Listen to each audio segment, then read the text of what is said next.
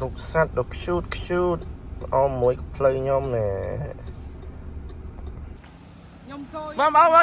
បងជម្រាបសួរបាទឥឡូវនេះខ្ញុំមានឆ្លែនឲ្យបងលេងហើយ3ស្លឹកនេះសិតតែរូបតកតាទាំងអស់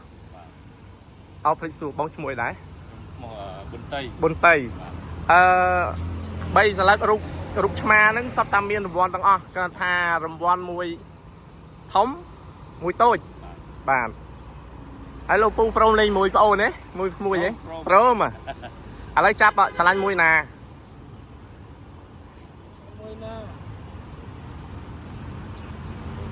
កុំអាលមើលដូរអត់ដូរតាមបងមើលចាំមើលទៅបានមើលបានត្រីដុតអំបិលមួយត្រីដុតអំបិលមួយបាទបងលោកពូបាទអរគុណច្រើនមកបាទ